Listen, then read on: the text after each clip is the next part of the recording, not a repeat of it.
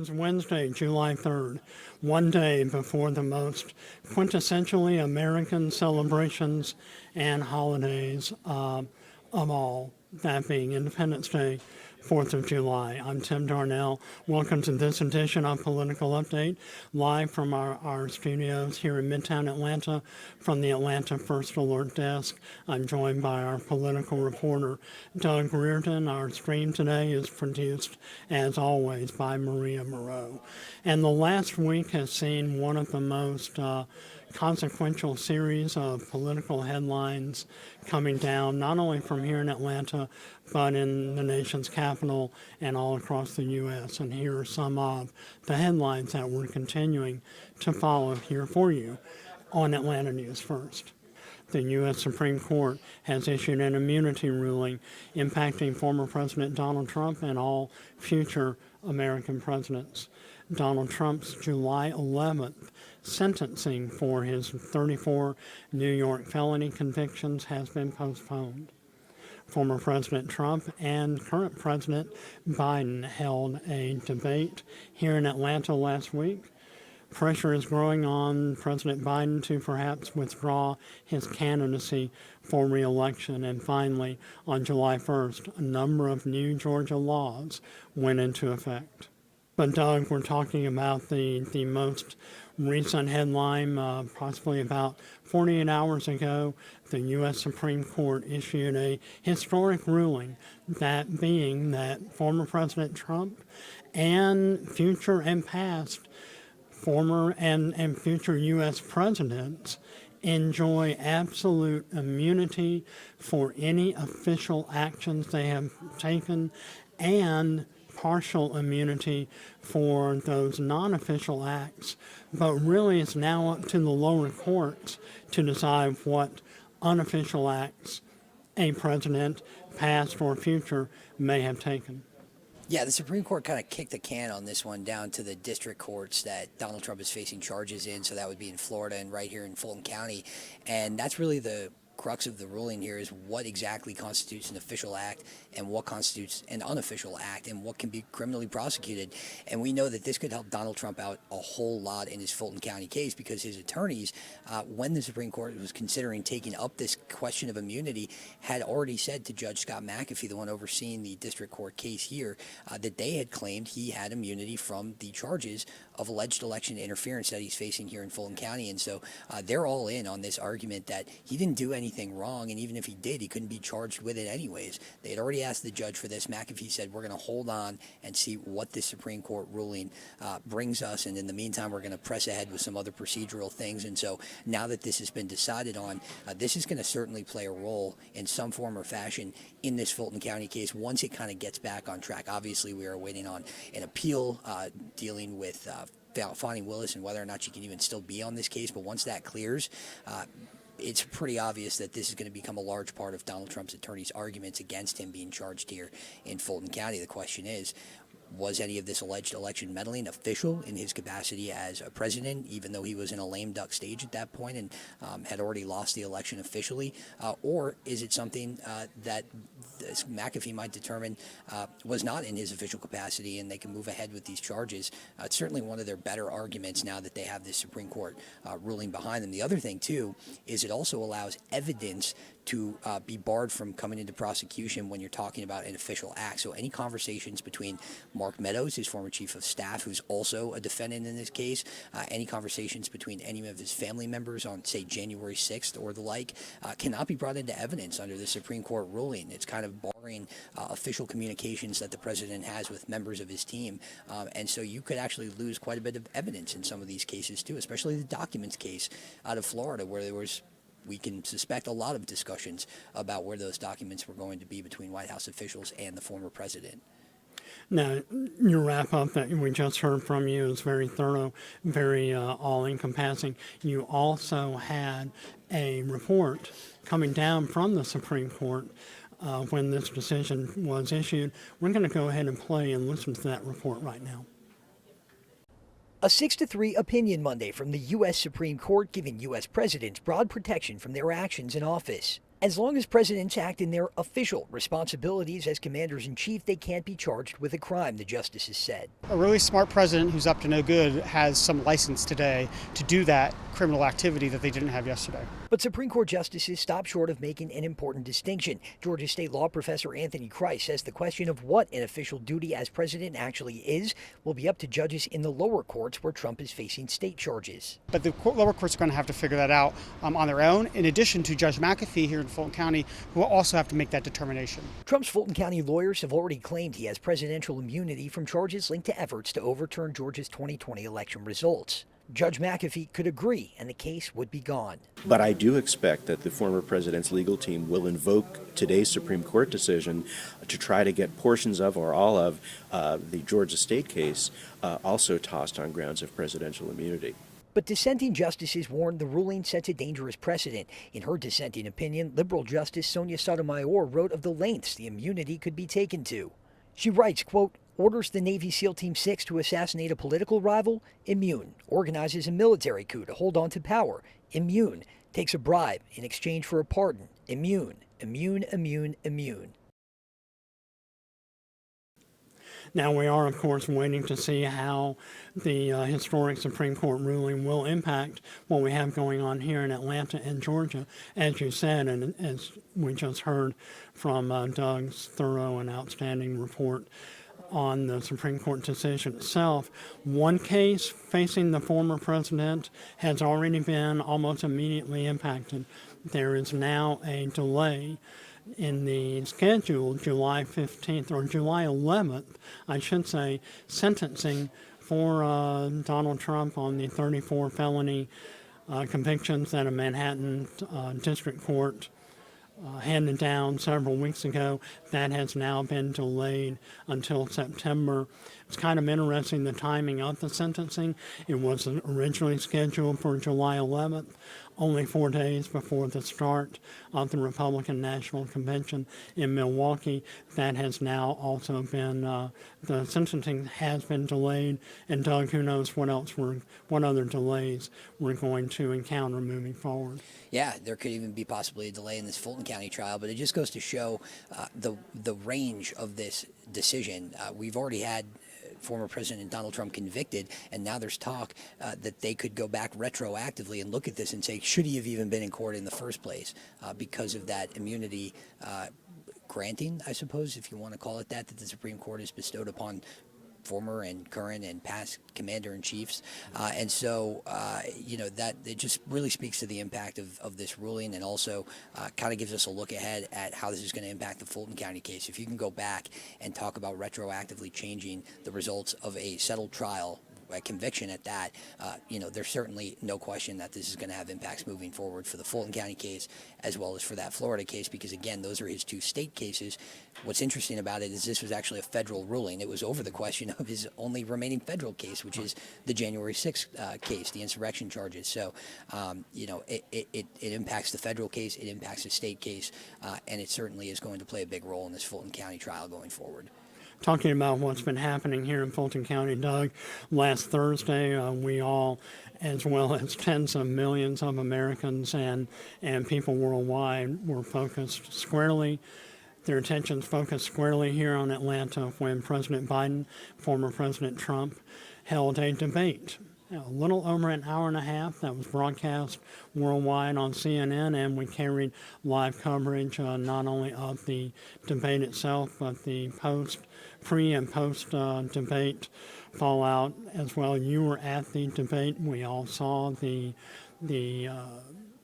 performance by the nation's 46th president of the United States, trying to fend off a reelection bid from the man from whom he ousted the Oval Office in 2020, the 45th president, Donald Trump. First of all, before we get into this, I want us to go ahead and listen and watch your report on the debate after it happened. President Joe Biden breaking into a jog on stage at a campaign rally in North Carolina, hours after going wheels up from Atlanta's historic debate. It was a far cry from what, at times, was a shaky performance Thursday night, with Biden losing his train of thought on stage.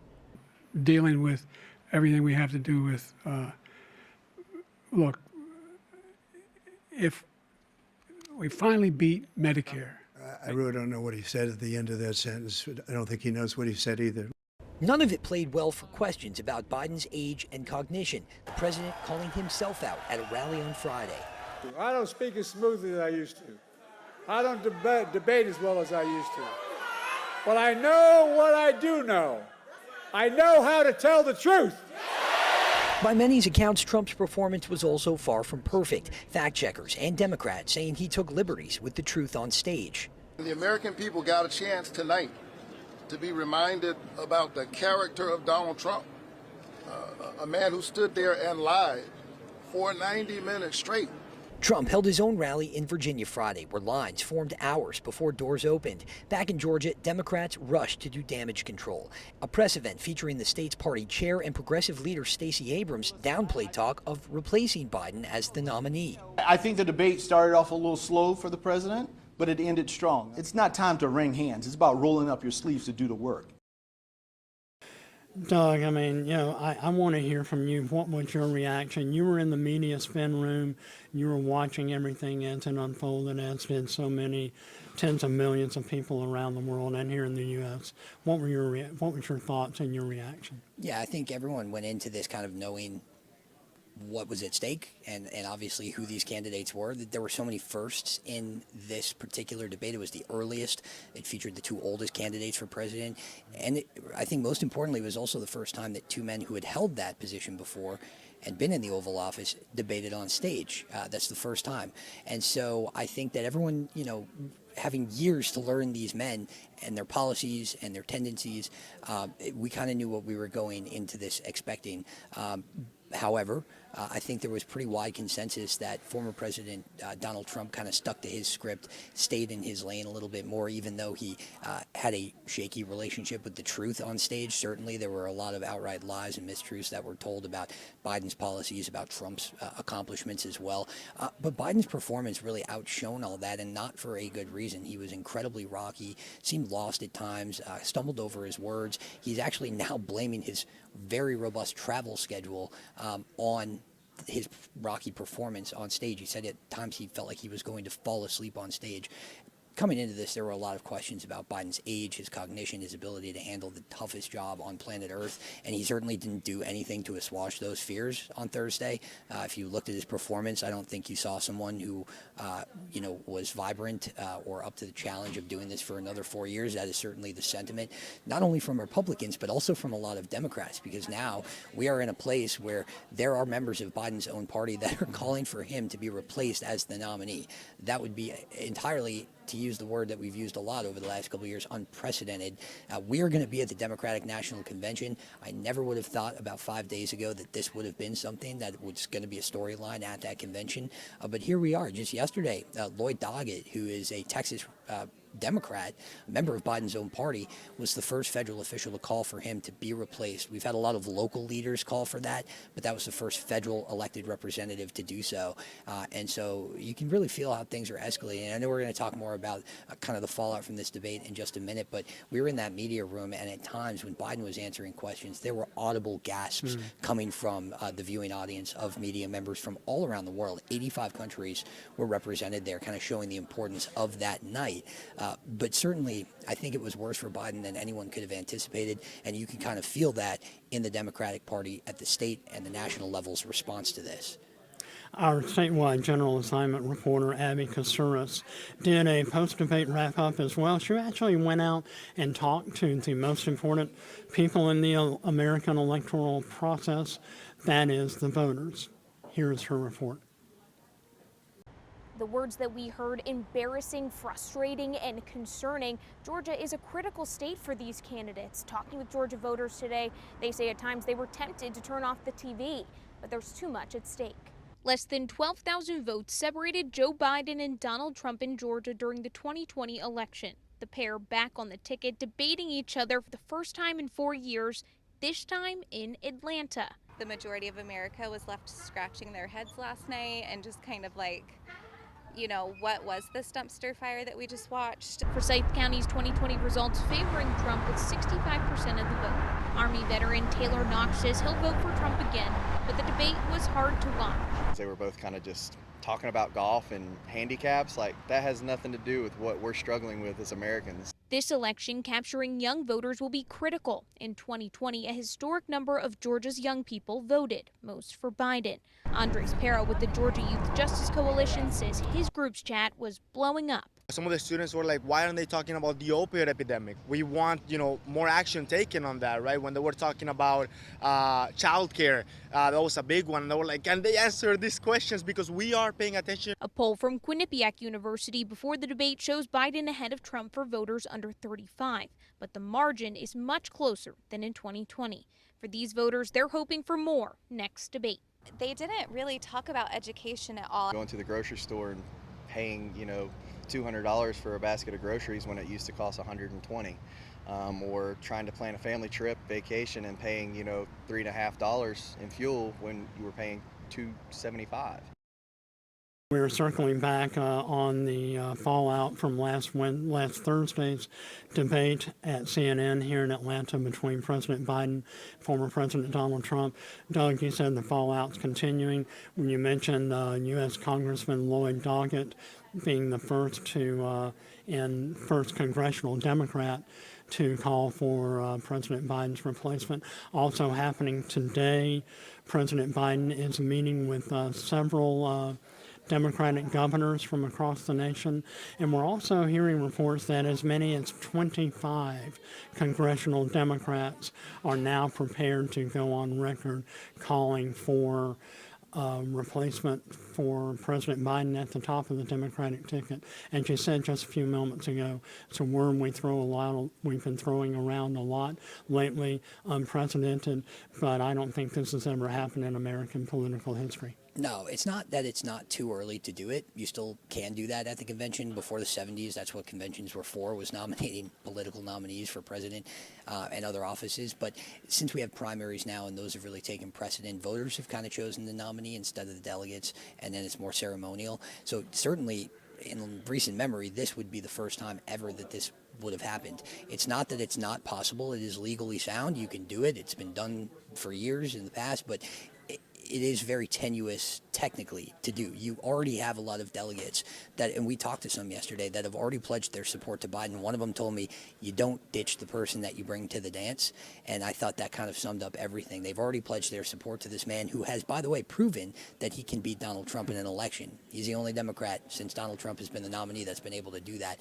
And so I think there is some strong support for Biden. As to whether or not he'll be replaced, couldn't say. Anything can happen. We didn't expect that debate performance, so I'm not going to anticipate that anything will happen or not happen at the convention. But it's going to be very difficult to do. You have to convince the delegates. Also, you have to find someone to replace him. We've heard a lot of names tossed around. Whether or not they have the staying power to maybe actually get into that position is a whole different story.